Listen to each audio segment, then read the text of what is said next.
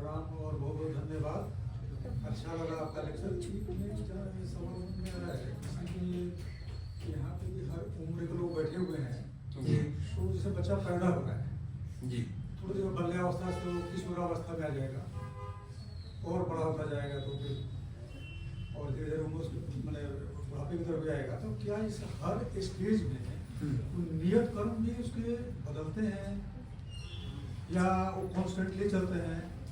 क्योंकि छोटा बच्चा कोई है स्कूल में पढ़ रहा है उसके लिए नियत कर्म क्या है, या कॉर्पोरेट में आ गया, जॉब में है, फैमिली है, तो उसका भी नियत कर्म ये सब चेंज होते हैं?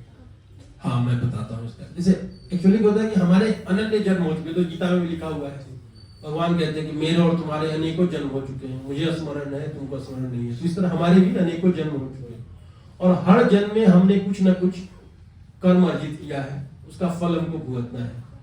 अब आपको ऐसा लगता है कि आज जो कर्म करेंगे उसका फल, ऐसा बात नहीं है। जो कर्म की बहुत बड़ी गठड़ी है उसको पूरा हमें भोगना है। तो भगवान कृपा करते हैं कि थोड़ा थोड़ा करके हमको फल देते हैं। तो थोड़ा दुख और थोड़ा सुख मिला करके आपको एक लाइफ दे दी जाती है, उसमें आपको भुगतना है। तो ये जो नियत कर्म आपको जिसको कह रहे हैं, अब जैसे जो भी आपको फल मिला, देखिएगा कोई व्यक्ति बहुत कम प्रयास में कोई चीज प्राप्त कर लेता है। खुद मैं समझता हूं मेरे लाइफ में भी ऐसा हुआ है कि बहुत कम प्रयास में ही कोई चीज प्राप्त हो जाता है, जो और कभी बहुत अथक प्रयास करने के बाद भी कोई चीज प्राप्त नहीं होता है। तो एक्चुअली इस जन्म के कर्म नहीं, पुराने कर्म भी हमारे होते हैं। तो जो चीज आपको मिलनी है वो मिलेगी। जैसे प्रभुपाद बहुत अच्छा एक एग्जांपल देते हैं अपने लेक्चर में कि दुख जो हमारे जीवन में आता है बिना सोच विचार के आ जाता है। तो आप चाहते हैं, कोई नहीं चाहता दुख आए, बीमारी है, लेकिन वो तो आता ही है। उसी तरह सुख भी हमारे किस्मत में लिखा है तो वो आएगा ही। तो यही जो सुख दुख आएगा उसके हिसाब से आपका नियत कर्म भी होगा। अब मान लीजिए किसी ने कोई दोस्त नहीं था, लेकिन अचानक उसको कोई केस में फंस गया, ठीक है। अब उस टाइम पे बेचारे का नियत कर्म हो गया कि उसको वकील करना होगा, कोर्ट में दौड़ना होगा, कुछ नहीं कर सकता, बंधन में है। तो उसी तरह आप डिसाइड ही नहीं कर सकते कि आपका नियत कर्म क्या है। वो आपको बांध के प्रकृति वो काम करवाएगी जो प्रकृति को करवाना होगा और आपको मजबूरी में करना होगा, ठीक है। अब जैसे बच्चा है, अब बच्चा अंबानी क्या भी पैदा हो सकता है, गरीब आदमी क्या भी पैदा हो सकता है, फिर कर्म उसका अलग अलग हो जाएगा उसके हिसाब से। तो एक्चुअली हम लोग सभी जो है बद्ध जीव है, तो इसकी हमें चिंता नहीं करनी है कि हम हमारे सामने जो है उसके हिसाब से। अब जैसे आज बारिश हो रही थी तो मुझे भीगते हुए आना पड़ा, ठीक है, ये मेरे हाथ में। तो आप हमेशा दो चीज पर विचार कीजिए, क्या आपके हाथ में है, क्या आपके हाथ में नहीं है। जो आपके हाथ में नहीं है वो भगवान की इच्छा से आपको मिल रहा है, आपके कर्म का फल है।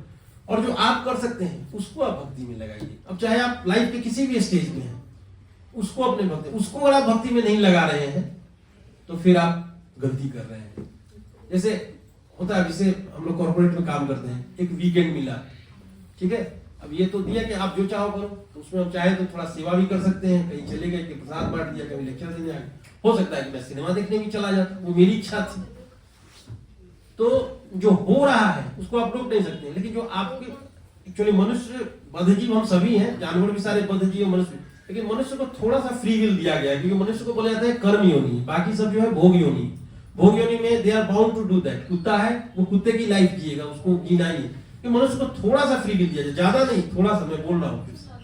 उस थोड़े से फ्री विल को भगवान की सेवा में अगर हम लगाते हैं तो फिर हम लाइफ में आगे बढ़ सकते हैं। एक चीज और है जी, कि 4 वर्णों का वर्णन आता है शास्त्रों में, ब्राह्मण, क्षत्रिय, वैश्य, शूद्र।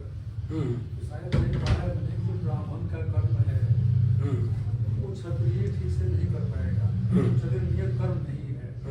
तो एक एज में जैसे कि आजकल का देख ही रहे हैं, टाइम में जो घटनाएं डेली हो जा रही है, जैसे डॉक्टर का एग्जाम्पल दिया, काम कुछ और है और कुछ और रहा है, वो पैसा कमाने की टेस्ट लिख दिया ताकि पैसे सामने आ जाए उसके पास, एक्सेट्रा, बहुत सारी चीजें। तो सर एक जो ग्रोइंग एज है बच्चों का, जिसमें फॉर्मेटिव एज है, उसको भविष्य में कुछ बनना है, कुछ करना है उसको, तो वो कैसे समझे कि मैं ब्राह्मण वाला कर्म कर रहा हूँ या क्षत्रिय का या वैश्य या शूद्र का? मेरे ख्याल से तो शायद उसको आत्मा तो गवाही दे देती है कि हमें क्या, हम क्या है। हाँ, 4 प्रकार के, एक्चुअली जो 4 प्रकार के वर्ण भगवान ने बताए हैं, चातुर्वर्णम मया से, गुरु सद्वर्म विभाग से। तो एक्चुअली जाति के आधार पर नहीं थे, गुण और कर्म के ही आधार पर था। हाँ, तो जो बहुत ज्यादा इंटेलिजेंट होता है, जिसको एनालिस्ट कहते हैं, होता है ना, तो वो ब्राह्मण है आज के डेट में, कह सकते हैं। जो जैसे आर्मी वगैरह जो वीर होता है, जो लड़ाई झगड़ा कर सकता है, या मतलब कहीं डट के खड़ा हो गया, ऐसा शासन करने की प्रवृत्ति, जिसमें सम्राट प्रवृत्ति का भी कहते हैं, वो क्षत्रिय है। किसी का दिमाग व्यवसाय में ज्यादा चलता है, ये ऐसे है, इसको इतना बेच लेंगे, इतना इधर से मुनाफा आ जाएगा, उधर से इधर शेयर मार्केट में डाल देंगे, उधर वैसे है, उसका दिमाग ही वैसे था। और देखिएगा समाज में ऐसा आदमी है, और जो शूद्र है तो सेवा करता है, मतलब उसको सेवा करना है। जैसे कोई आदमी है, उन्हें बहुत आदमी आप देखिएगा गवर्नमेंट जॉब में है तो बहुत अच्छे से अपना सेवा करेगा, टाइम पे जाएगा, ऑफिस जाएगा, आएगा, वो समझिए शुद्ध प्रवृत्ति का है, ठीक है, बस वो अपना काम अच्छे से कर रहा है।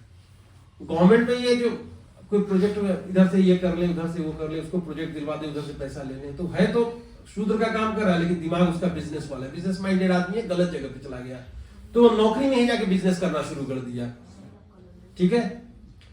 कोई आदमी है, अब जैसे पुलिस का काम क्षत्रिय वाला है, प्रभुपाद जी अक्सर एग्जांपल देते थे, उसको जाके लड़ना है, वो क्या करता है, छोड़ देता है, पैसा लेके छोड़ दिया, तो वहां वैश्य का दिमाग है, सोचता है क्यों उसको अरेस्ट करेंगे, क्या मिलेगा, नहीं पकड़ेंगे तो कुछ पैसा मिल जाएगा, तो वैश्य वाला दिमाग लगाती। तो ब्राह्मण, क्षत्रिय, वैश्य, शूद्र हमारे यहाँ बैठा हुआ है।